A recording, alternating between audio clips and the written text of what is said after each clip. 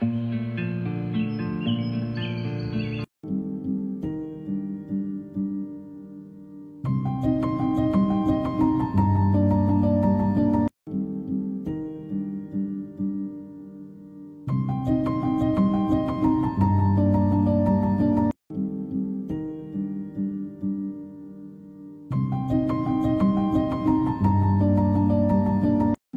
I'm really interested in is love.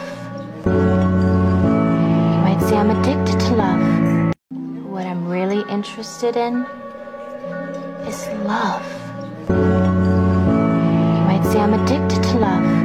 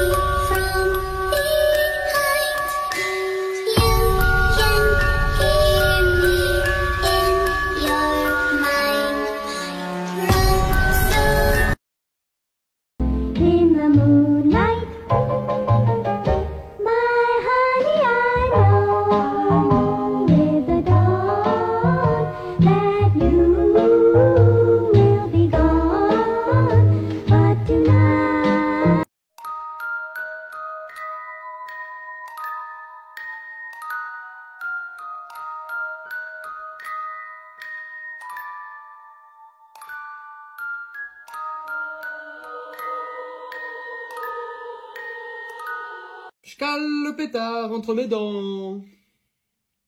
Bah ouais. Tous avec moi, suivez mes pas. Roulotte, inversée. Comme avoir de l'oseille et pas savoir l'investir. Y'a un chèque, y'a du cash, y'a du fric, on y va! J'ai mangé un kiwi et maintenant il est parti. J'ai mangé un kiwi et maintenant il est parti. J'tends la bécane, fume de la beurre. Même si je t'en demande encore, c'est qu'à moi ça sert. Puisqu'il faut choisir un mode de je peux le dire. Dominique dans le ske. Sans contrefaçon, je suis un garçon. Faire rond doudou en carré doudou. Non mais là y a plus rien là. Comment ça sonne mal. Imagine la teuté du Pokémon. Mieux que ça d'ailleurs, ne l'imagine pas, on va le faire à mon grand désarroi. Pour nous accompagner aujourd'hui dans la conception de ce Pokémon très douteux, je vais utiliser du matériel de chez Staedtler que je remercie d'ailleurs pour m'avoir envoyé plein de petites belles choses. Pour cette coloration, j'utilise la gamme des Pigment Arts, qui sont des feutres avec une mine brush particulièrement agréable. C'est fluide, c'est précis, ça ne bave pas, il y a des couleurs toutes douces comme rondoudou, enfin carré doudou mais t'as capté. D'ailleurs j'utilise aussi le liner 1.0 qui fait clairement le taf qu'on attend de lui pour un ancrage. C'est du bon petit matos qui fait bien plaisir quoi, t'as capté chacal. Petit point bonus, les couleurs ne bavent pas entre elles, c'est adorable. En vrai de vrai, carré doudou ça passe non? Je détruis la grosse daronne de mon carnet, épisode... Paf! Déchire cette page faisant une boulette. Une boulette comme James la boulette ou quoi? Si je la mets dans le petit bocal, ta mère elle fait des trends TikTok. Allez, Griffon, ce qui te passe par la tête, sauvagement, violemment, laisse-toi aller. Ah bah voilà, je me disais, y a pas encore eu de page où on fait des dingueries là. Voilà, c'est ça que tu veux, c'est ça que tu veux. Et on met du Posca aussi, voilà, de la peinture, voilà. C'est un peu stylé ou c'est moi? Oh, le mec a trop de talent en fait. Ramasse le carnet sans te servir de tes mains. Voilà, ouais, j'ai gagné. Écris ta liste de courses. Ouais, il est énorme ce défi ou quoi la team? Alors on avait dit du lait, des pâtes et un père présent. Voilà, c'est ça. Écoutez, il y a encore plein de pages à découvrir, donc si ça vous dit, on lui bouillasse sa tête. Non mais voilà. Tête Todd mais sans sa tête champignon. Non, par contre, plus sérieusement, on va juste dessiner un pouce en fait. C'est un pouce Todd. Pouce Todd. Pousse-toi. Toi, pousse-toi. Moi, je me pousse. Alors, j'aimerais bien te le voir faire, tiens. Oh, je sais pas du tout où je vais avec cette histoire. Bon, si j'ai bien compris, votre objectif dans cette série de vidéos, c'est de détruire mon enfance, on est bien d'accord. Non mais comme ça on met les choses au clair, voilà, c'est dit, c'est affiché, comme ça on peut enchaîner après. Non parce que les gens en commentaire qui veulent retirer la moustache de Mario, les oreilles de Mickey ou le chapeau de Todd, vous avez une vengeance à prendre sur la vie, vous arrivez pas à finir la route arc-en-ciel, qu'est-ce qui se passe? Non parce que sinon tu peux juste activer l'aide à la conduite, hein. Comme ça, tu tombes pas dans les virages, tu peux finir la course tranquille et Todd, il garde son chapeau. Chapeau qui, d'après ma théorie, n'est pas un chapeau d'ailleurs, hein. Ah bah oui, parce que Todd, je vous rappelle que c'est un champignon, donc ça fait partie intégrante de sa tête, ce qui signifie que là, on s'apprête à faire quelque chose de terrible, hein. On va ni plus ni moins lui enlever un bout de tête. Ah bah dit comme ça, tout de suite, c'est sûr, c'est moins rigolo, hein. C'est comme si nous, on nous retirait notre front, ça n'a aucun sens, on est bien d'accord. Du coup, ça nous donne le charmant personnage de tondu, il est tondu.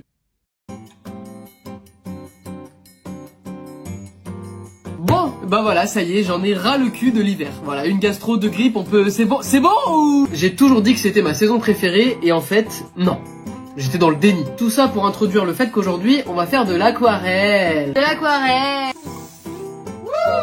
Alors si je fais cette vidéo sur l'aquarelle, c'est pour une raison très simple.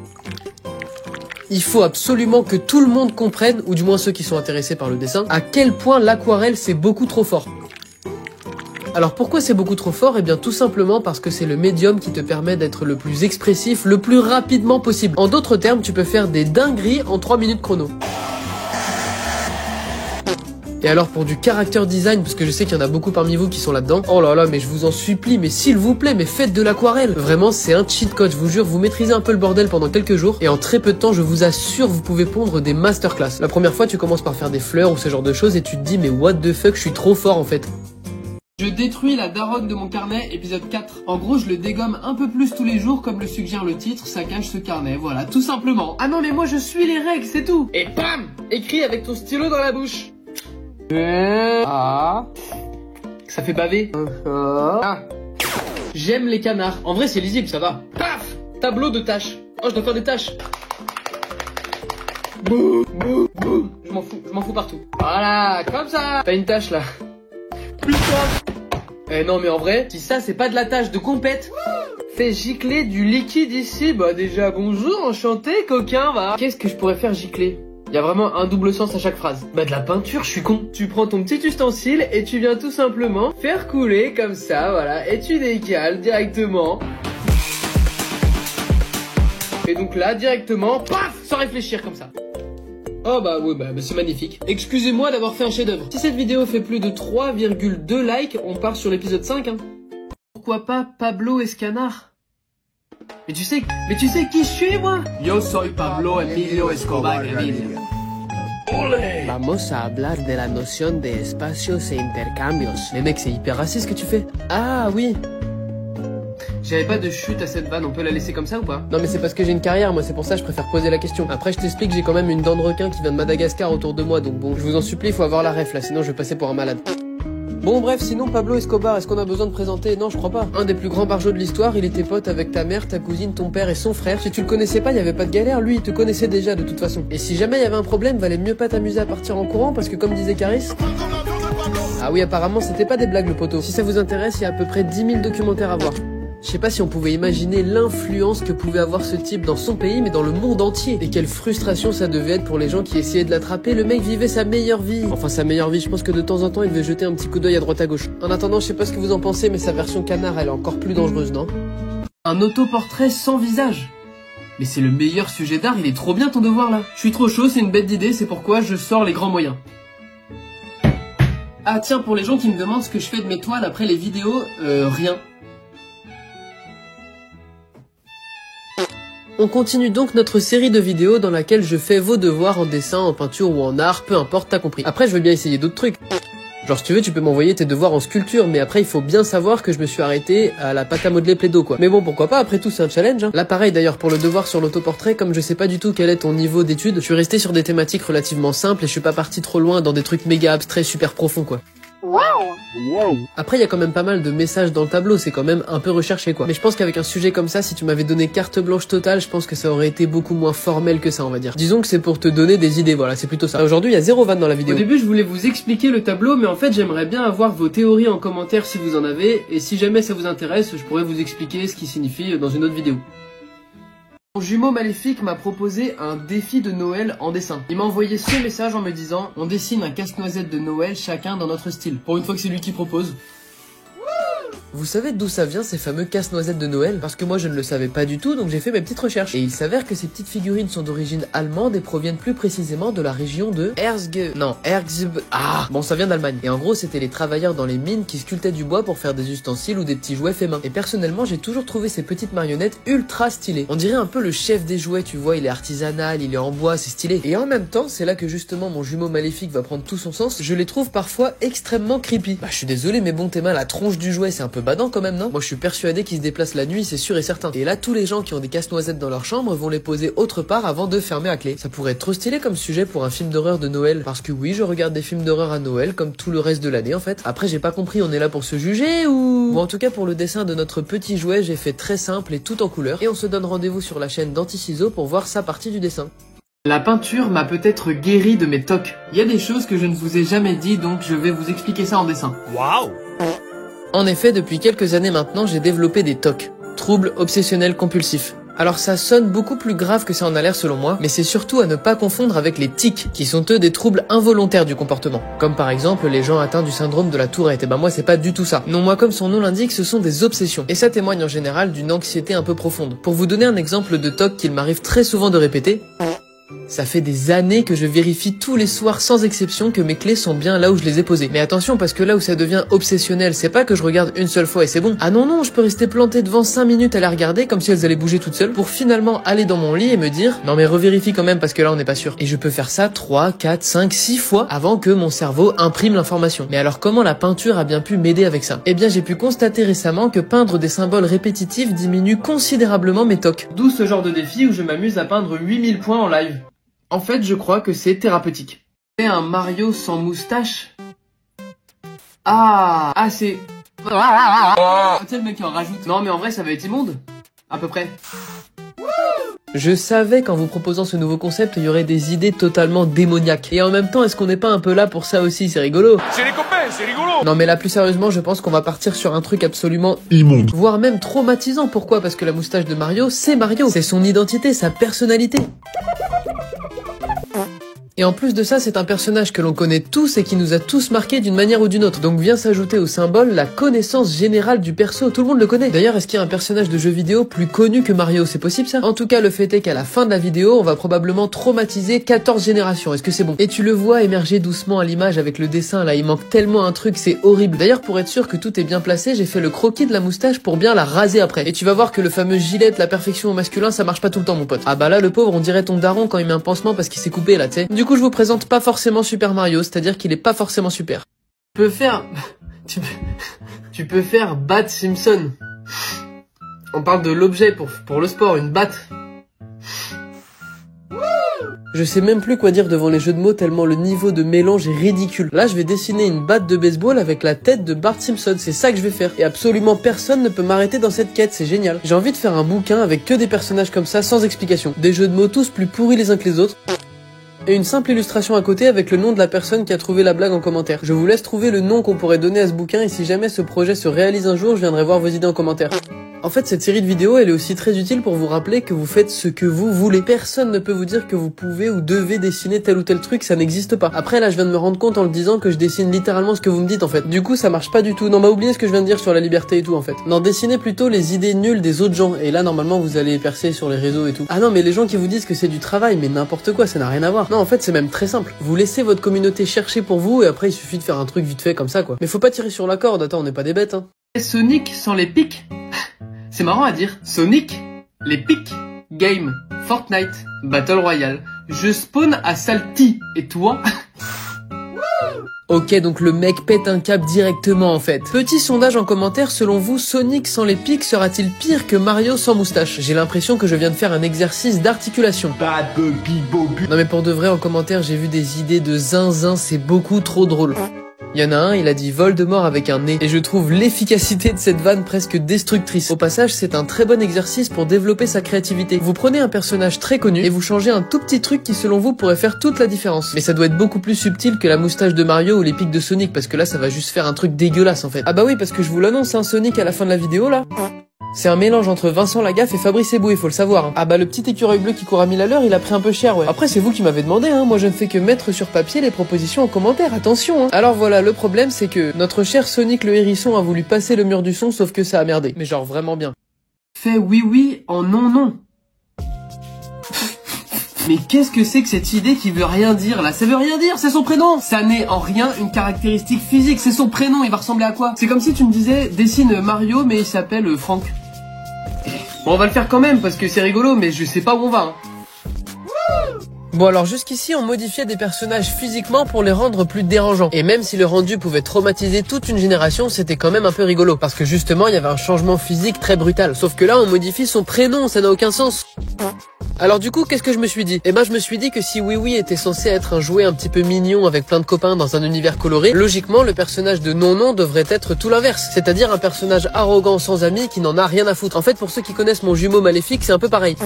Anti-Ciseaux c'est le Némésis de T-Ciseaux, donc Non Non logiquement c'est le Némésis de Oui Oui. Le Némésis de Oui Oui, mais qu'est-ce que c'est que cette phrase de ouf? Moi je vous le dis, ce concept il est en train de partir en cacahuète, et honnêtement blague à part ça me fait beaucoup rire. Du coup si jamais vous allez au pays des jouets, faites bien attention de croiser Oui Oui et pas son dark cousin.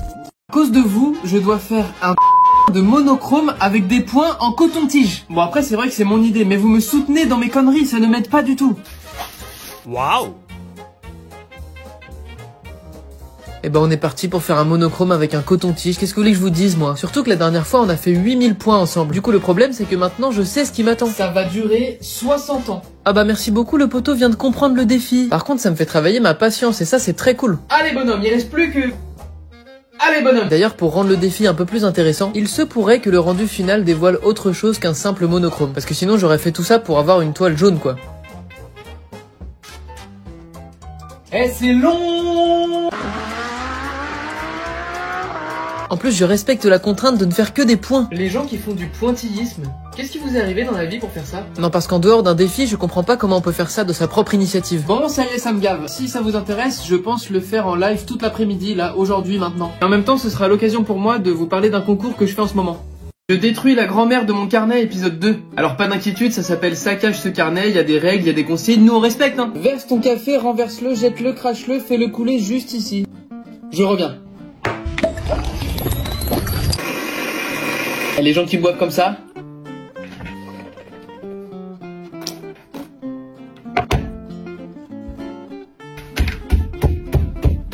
On enchaîne? Fais des trous dans cette page avec la pointe d'un crayon. Je vais en faire une lame de guerre. Voilà, c'est ça qu'on veut. Béni soit le crayon. Écharpe.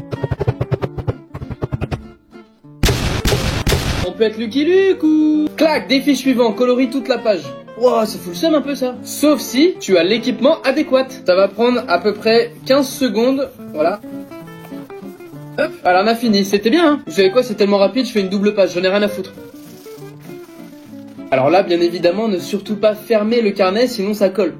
Si cette vidéo fait plus de 12 likes, on se retrouve pour un épisode 3. Je détruis la grosse daronne de... la grosse daronne de mon carnet, épisode 5. Salis la page, puis nettoie-la.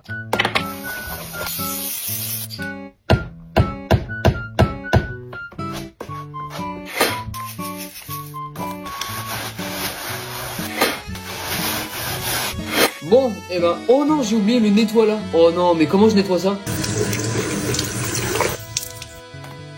Bah nickel. Fais exprès de perdre cette page, jette-la. Fais un dessin vraiment moche, inspire-toi de choses franchement répugnantes, vieux chewing-gum. Truc, j'ai rigolé à caca. Vomi, moisi, saleté et j'en passe.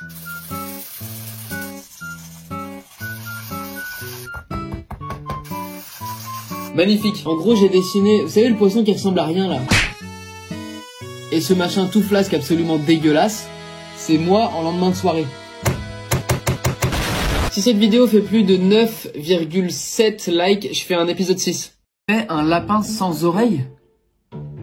Comment ça mon ref? Dans la vie en ce moment là, ça va, tout va bien? Sinon tu peux en parler, il y a des gens qui sont là pour ça, hein, je crois. Mais en même temps c'est marrant, j'ai envie de savoir à quoi ça ressemble.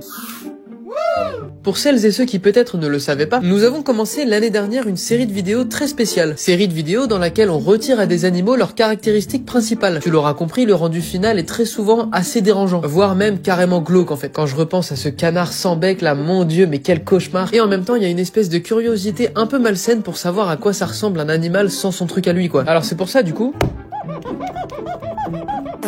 Si vous avez des idées un petit peu bizarres pour customiser des animaux, faites-vous plaisir. Et à l'image de ce Bugs Bunny, pour ceux qui l'auront reconnu, je l'espère, on peut même essayer de faire ça avec des personnages très connus. Genre imagine Mario sans sa moustache. Ah non, en fait, imagine pas. Mais tu vois, t'as capté l'idée, il faut que le personnage paraisse dérangeant. Quand les gens le regardent, il faut qu'ils se disent « Ah mais non, mais c'est trop bizarre là ». Ah du coup, le simple fait d'y penser, j'ai des idées démoniaques, ça va être terrible. Et ben du coup, je vous présente Bug Bunny, parce qu'il a un gros bug sa mère là. Willy Wonka, nar... Ah... Canard Willy Wonka. C'est génial ça. En vrai je fais le mec aigri mais je trouve ça un peu marrant. Et en plus ça me permet de surfer sur l'actualité du film pour faire plus de vues. Donc merci à toi jeune entrepreneur. Non mais c'est vrai, soyons un petit peu honnêtes aussi là entre nous, voilà je vous le dis. L'objectif de mes vidéos c'est qu'elles soient vues, voilà je me lâche, je vous dis tout là j'avoue. Non plus sérieusement je profite de cette vidéo pour vous demander des conseils en termes de cinéma. Et la question est la suivante. Je n'ai pas encore vu le dernier Willy Wonka, est-ce que ça vaut le coup? Alors dans tous les cas je pense que je vais aller le voir, hein, je vais pas vous mentir, faut se faire son propre avis. Mais c'est juste histoire de prendre quelques infos avant d'y aller. Mais c'est un peu bizarre d'ailleurs parce que sur internet j'ai pas vu beaucoup de retours d'avis sur le film. Du coup j'arrive pas à savoir si c'est bon signe. Surtout que moi j'ai encore en tête le Willy Wonka de Charlie et la chocolaterie. Et le moins qu'on puisse dire, en tout cas c'est mon avis, je trouve que Johnny Depp interprète plutôt bien le rôle quand même, vous trouvez pas? Je me souviens que ça m'avait même surpris d'apprendre que c'était lui tellement il était méconnaissable. Bah quand tu te dis que Jack Sparrow c'est Willy Wonka, ouais je me dis que le mec joue quand même vachement bien son rôle. En tout cas Willy Wonka avec un bec de canard, je trouve pas ça totalement absurde. Canard Ariana Grande. On est donc sur un canard Ariana Grande, c'est ça dont il est question, on est bien d'accord? Non non mais pas de galère, moi ça me va, d'ailleurs elle est d'accord, regarde. Ariana, est-ce que t'es d'accord? Voilà, donc c'est bon. Pour toutes celles et ceux qui sont là depuis un petit moment sur la chaîne, vous connaissez probablement cette série de vidéos dans laquelle je redessinais toutes les célébrités possibles avec un jeu de mots en canard. Et à l'époque, je me suis vite rendu compte que le concept était tout simplement inépuisable.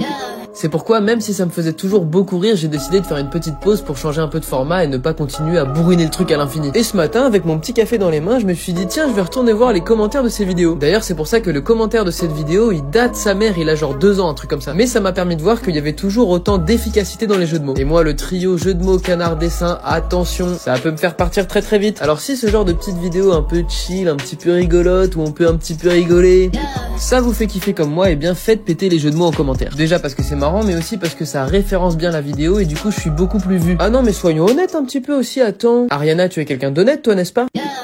La vache qui rit mais triste.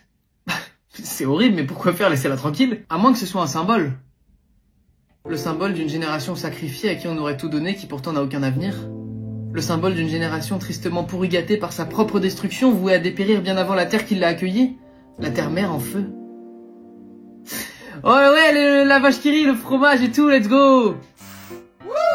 Non mais attends, le gars joue la comédie, mais c'est Pierre Ninet ou quoi? Non les gars, c'était juste moi. Et en plus, j'ai jamais fait de théâtre, tu imagines toi? Bon bref, qu'est-ce que c'est que ce bordel de vouloir faire pleurer la vache qui rit là? La vache qui rit c'est le goûter, c'est l'enfance, tu veux faire pleurer ton enfance, c'est ça? Eh ben bravo parce que tu vas voir que c'est réussi. Et là encore une fois, c'était la comédie. Ah non mais je peux jouer toutes les émotions sur commande, c'est assez dingue. Mais d'ailleurs en parlant de vache qui rit, ça doit faire à peu près 10 ans que j'en ai pas mangé, c'est normal. Après j'imagine qu'en grandissant, le kiri goûté avec les bâtons, ça devient compliqué en entreprise. T'imagines le grand gaillard de 35 ans qui sort son kiri goûté à la pause clope au bureau? En vrai il fait rien de mal, mais à mon avis socialement il va paraître un peu chelou. En tout cas j'espère que vous n'êtes pas fiers de ce que vous m'avez proposé aujourd'hui parce que désormais la vache qui rit ne rigole plus. Vous êtes des monstres. À cause de vous, je dois peindre 40 000 fois 1000. petits points de peinture sur une toile. Théma la taille de la toile. Fais un cache-cache, regarde. C'est bon, tu peux compter. C'est parti. Alors pour toutes celles et ceux qui n'auraient pas suivi cette histoire, pourquoi 40 000 points? Eh bien c'est très simple. Ah merde, pardon. J'ai fait une vidéo dans laquelle je me suis engagé à faire autant de points de peinture qu'il y aurait de likes dans la vidéo. Et du coup tu devines bien ce qui s'est passé. Bah sinon 500 points c'est pas mal au lieu de 40 000, non? Eh mais 40 000! Alors il faut savoir que j'ai quand même laissé 24 heures à la vidéo pour qu'elle ait un nombre de likes conséquent mais pas non plus infaisable. C'est super, je viens de capter que j'allais devoir complètement en racheter en fait.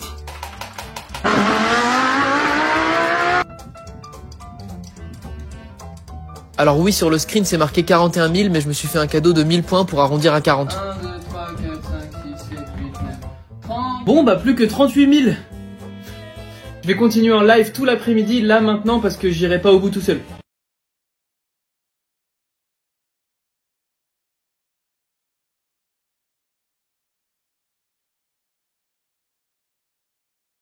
Fais Superman mais pas super, ce serait pas Superman. Mais du coup, attends, si je comprends bien, là on va juste dessiner un gars quoi. Et bah écoute si tu veux, hein, je ferai de mon mieux pour le divertissement, je promets rien. Ah là on a atteint un niveau de concept, c'est extraordinaire. Je vais dessiner un gars normal qui n'a rien de spécial. Et en même temps, est-ce que ça l'empêche d'être un mec bien? Je pense pas. Vous savez quoi, maintenant que j'y pense, en fait ça fait du bien. Au-delà de la vanne qui me fait un peu rigoler parce que c'est ridicule, on représente jamais ou alors très rarement des gens normaux dans un dessin ou une peinture. C'est toujours des super-héros, des dieux ou alors des monstres, mais on met quasiment jamais en lumière Christophe en terrasse quoi. Alors je pense que l'explication est très simple et je vous la donne parce que je suis un mec qui est dans le partage. Qui veut voir à l'écran ou sur un dessin des gens qui n'ont rien de plus que nous? Bah ouais, c'est un peu chiant, si le gars il a la même vie que moi, y a rien qui me donne spécialement envie de creuser. Eh ben moi je suis pas d'accord. Aujourd'hui les amis, on va changer les choses. Moi je trouve ça chouette les gens qui ont rien de spécial dans un monde où tout le monde veut tout le temps faire un truc de ouf. Ces dernières années on a beaucoup encouragé les gens à être différents et c'est une très bonne chose, attention faut garder un peu ça quand même. Mais au final est-ce que c'est très grave d'être quelqu'un de simple avec rien de spécial? Je fais vos devoirs en dessin, parce que je suis sympa. Aujourd'hui le sujet est le suivant, la peur devient mignonne. Ça me parle, c'est un sujet qui me parle. C'est marrant parce que sur la chaîne on a beaucoup fait l'inverse, c'est-à-dire prendre des personnages à la base mignons et les rendre terrifiants. Ouais je me suis toujours pas remis de ce Peppa Pig avec des jambes de quarantenaire en dépression. Du coup c'est sans doute pour ça que ton sujet me parle parce que quelque part je l'ai un petit peu déjà fait. Alors justement qu'est-ce que j'ai prévu pour ton sujet? Alors comment te dire? Est-ce que tu vois le personnage du film d'horreur The Ring? Eh bien disons que j'ai pris ton sujet au sens littéral. C'est-à-dire que ce personnage qui est une référence de la peur dans le cinéma va peut-être devenir dans quelques instants une kawaii girl. Et je t'avoue qu'en tant qu'amateur de films d'horreur ça me fait très mal de faire ça. À côté de ça je trouve que ton sujet laisse quand même beaucoup de place à des choses peut-être plus abstraites et plus profondes. Mais disons qu'en vidéo c'est plus marrant de faire une kawaii The Ring. Ah ouais mais le simple fait de le dire ça me fait mal en fait. D'ailleurs pour celles et ceux qui aiment bien les films d'horreur et qui n'ont pas vu The Ring, eh bien je vous le conseille car c'est comme qui dirait un classique de son genre. En plus je crois qu'ils en ont sorti un récemment, enfin il y a quelques années mais ça fait plaisir quoi. Mais je vous conseille quand même vivement de voir les premiers. Bon est-ce que vous êtes prêts? 3, 2, 1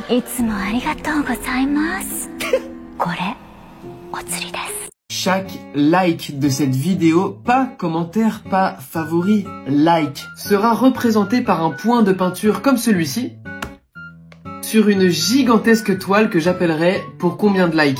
Juste pour vous donner un ordre d'idée, ça c'est 8000 points. Pour celles et ceux qui s'en souviennent, les 8000 points que je viens de vous montrer correspondaient au nombre de commentaires d'une vidéo. Et ça nous avait déjà pris plusieurs heures de live tous ensemble. D'ailleurs, je vous remercie encore parce que vous m'avez donné énormément de force pour finir le projet. Et maintenant que je sais ce que représente 8000 points, en termes de temps mais aussi de visuel, eh bien j'ai décidé de m'attaquer à un tout autre niveau de quantité. Car c'est très logiquement qu'une vidéo fera beaucoup plus de likes que de commentaires. Alors aujourd'hui, c'est un engagement que je prends devant vous. À réaliser autant de points qu'il y aura de likes sur cette vidéo dans les 24 heures. Bah oui, je suis quand même obligé de poser une limite. Imagine la vidéo, elle fait 15 millions de vues en 2 jours. Je suis pas dans le caca, moi. Sinon, la toile que vous êtes en train de voir, c'est peut-être un genre de test entraînement pour un défi qui viendra peut-être plus tard. Du coup, le message dans cette toile, c'est que on voit mieux l'intrus. Non, je suis pas sûr de la morale, en fait. Voilà, donc là c'est super, hein. Après Drago Millefeuille, Harry Potter et Ron Weasley, on enchaîne avec Hermione Rongeur. Je pense que c'est la suite logique de la saga. Alors vous avez fait un focus sur Harry Potter, mais on peut totalement partir dans d'autres sagas. Non mais je préfère le dire, y a aucun souci quoi. Hermione Rongeur, encore une fois un jeu de mots ici efficace, plein de précision, une apparence simple en profondeur avec un retour de nez de Thierry Henry. Non, c'est de la qualité, y a pas à chier, hein. Et encore une fois, visuellement, on a une image très claire de Hermione avec une tête de rongeur. Non mais c'est parfait. Alors j'ai vu en commentaire des vannes très drôles avec certains personnages de la saga comme Neville Londubat par exemple, qui seront malheureusement irréalisables pour des raisons de je vais me faire strike ma vidéo si je dessine des énormes chibres. Et ça c'est pas cool. C'est pas cool. Mais il y a quand même toute une partie qui reste largement faisable et pour ça je vous en remercie, c'est une sacrée partie de rigolade en commentaire, n'est-ce pas? Ah bah ici on se fend la poire, hein. C'est la règle numéro 1, moi je dis toujours on est dans l'humour, hein. Par contre plus sérieusement, pour revenir sur le dessin, je trouve le personnage extrêmement cohérent. Vous allez me dire, mais pour moi, il y a clairement un monde où Hermione Rongeur est le héros de la saga, c'est sûr et certain. Et d'ailleurs, est-ce que c'est normal qu'elle est toujours un peu belle ou c'est moi qui suis un malade mental?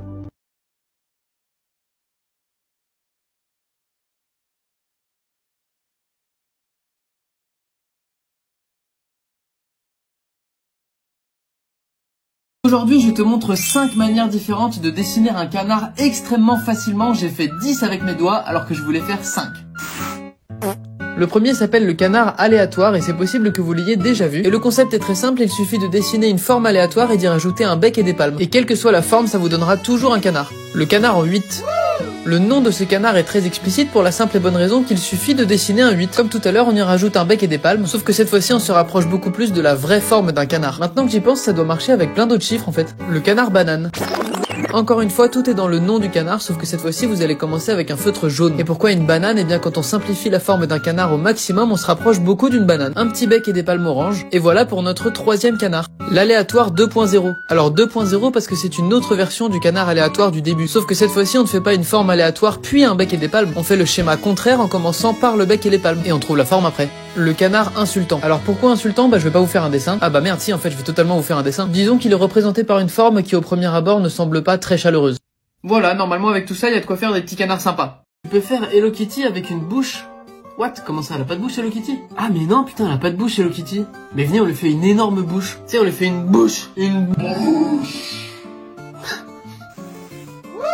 Je trouve il y a des mots suivant comment on les prononce, ils veulent pas dire la même chose. Si je te dis je vais dessiner une bouche, tu penses certainement à je ne sais quelle bouche d'ailleurs, mais il y a rien qui sonne bizarre. Alors que si je te dis je vais lui faire une bouche, et ben moi tout de suite je pense à ça par exemple. L'intonation du mot signifie que ça va être une énorme bouche, c'est marrant hein. D'ailleurs en le disant je me rends compte qu'avec mes potes on fait ça tous les jours en fait.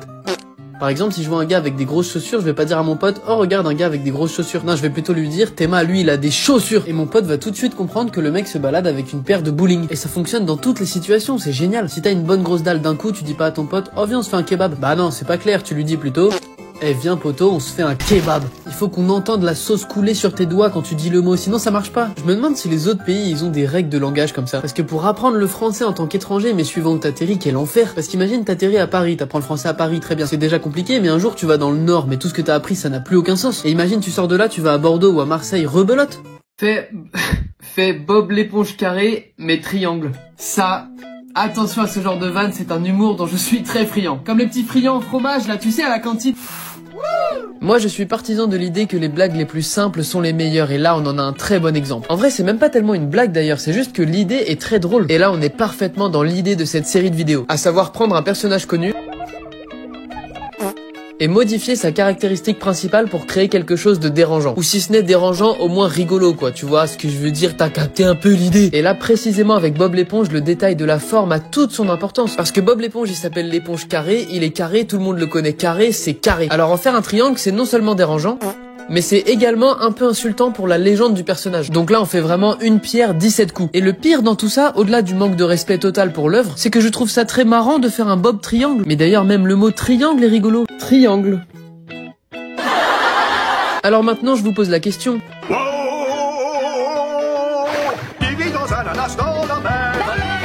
Triangle.